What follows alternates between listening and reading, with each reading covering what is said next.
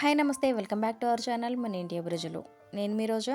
ఈరోజు మనం మన హెల్త్కి ఎంతగానో ఉపయోగపడే రాగి పిండితో రాగి చపాతీ ప్రిపేర్ చేసుకుందాం. ఈ రాగి పిండి మనకి ఎన్నో రకాలుగా ఉపయోగపడుతుంది. హెయిర్ ఫాల్ కంట్రోల్ అవుతుంది, వెయిట్ లాస్ అవ్వచ్చు. దీంట్లో high protein and high calcium ఉండడం వల్ల పిల్లలకి కూడా చాలా మంచిది.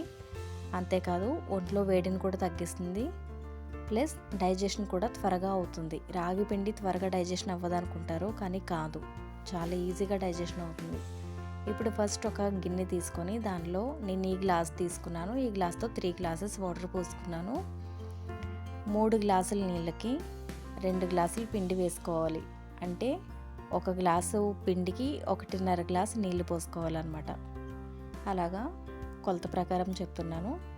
ఇలా 3 గ్లాసులు నీళ్ళు వేసుకున్న తర్వాత తగినంత సాల్ట్ కూడా ఇప్పుడే వేసేసుకోవాలి, తర్వాత మిక్స్ చేయడానికి కుదరదు. అలాగే కొంచెం ఆయిల్ కూడా వేసుకొని రోలింగ్ బాయిలింగ్ అయ్యే వరకు హై ఫ్లేమ్లో పెట్టి మరిగించుకోవాలి. ఇప్పుడు దీనిలోనే 3 గ్లాసులు వాటర్ తీసుకున్నాను కాబట్టి 2 గ్లాసులు రాగి పిండి వేసి కొంచెం మీడియం ఫ్లేమ్లో పెట్టండి. ఇది వేసేటప్పుడు బాగా కలుపుకోవాలి. ఇది కలుపుతున్నప్పుడు ఉండలు కట్టదు, బాగానే మిక్స్ అవుతుంది. మీరు కాకపోతే ఏంటంటే వెంటనే కలిపేసుకుంటే బాగుంటుంది. ఇది వెంటనే ఉక్కించడం అంటారు కదా, ఆల్మోస్ట్ ఆ కన్సిస్టెన్సీలోనే వచ్చేస్తుంది. వెంటనే వాటర్ మొత్తం పీల్ చేసుకొని ముద్దలా తయారైపోతుంది. ఇలాగ ఎక్కడైనా చిన్న ఉండలు ఏమైనా ఉంటాయేమో మీరు చూసుకుంటూ జాగ్రత్తగా కలిపేసుకుంటే సరిపోతుంది. తర్వాత స్టవ్ ఆఫ్ చేసి మూత పెట్టేసి ఒక 2 మినిట్స్ పక్కన పెట్టేయాలి. ఆ వేడికే కొంచెం మగ్గిపోతుంది, సరిపోతుంది. ఇంకా స్టవ్ ఏం ఆన్ చేయక్కర్లేదు, ఎక్కువసేపు ఉక్కించక్కర్లేదు. ఇప్పుడు దీన్ని నేను గ్యాస్ కౌంటర్ మీద వేసుకున్నాను. ఎందుకంటే గిన్నెలో కలుపుకునే కంటే దీన్ని కొంచెం ఓపెన్ ప్లేస్లో కలుపుకోవడం కాస్త ఈజీగా ఉంటుంది. అందుకని నేను గ్యాస్ కౌంటర్ని శుభ్రం చేసి దాని మీద వేసుకొని కలుపుతున్నాను. మీ దగ్గర సిలికాన్ షీట్స్ లాంటివి ఏమైనా ఉంటే మీ ఇష్టం, మీకు తగ్గట్టు వేసుకోవచ్చు. నేను కాస్త ఎక్కువ క్వాంటిటీ తీసుకున్నాను కాబట్టి ప్లేట్లో కూడా నాకు కుదరదని చెప్పి నేను కౌంటర్ మీద వేశాను. ఇప్పుడు దీన్ని చపాతీ ముద్ద ఎలా కలుపుకుంటామో సేమ్ అలానే, కాకపోతే బాగా నలుపుతూ బాగా ప్రెస్ చేస్తూ కలుపుకోవాలి. దీంట్లో ఇంకా ఆయిల్ కానీ సాల్ట్ కానీ వాటర్ కానీ అసలు ఏం వేయక్కర్లేదు. ఇది చపాతీ ముద్దలాగా సాగినట్టు ఉండదు, సాగదు, అసలు విరుగుతున్నట్టు ఉంటుంది.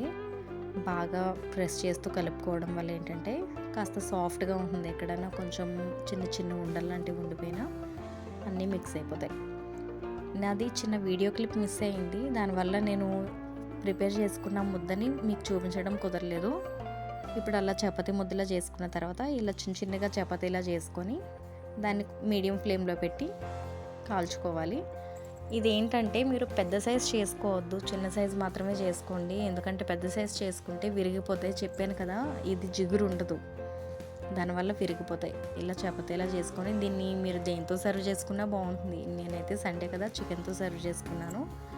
మీరు ఆలు కుర్మా కానీ లేదంటే పూరి కర్రీ కానీ దేంతో సర్వ్ చేసుకున్నా బాగానే ఉంటుంది. ఇది మెయిన్ హెల్త్కి చాలా బాగుంటుంది. తెలియని వాళ్ళకి పెట్టారు అంటే ఇది రాగి పిండితో చేసినట్టే ఉంటుంది అసలు టేస్ట్ అయితే. ఒకసారి మీరు కూడా తప్పకుండా ట్రై చేయండి. Thanks for watching.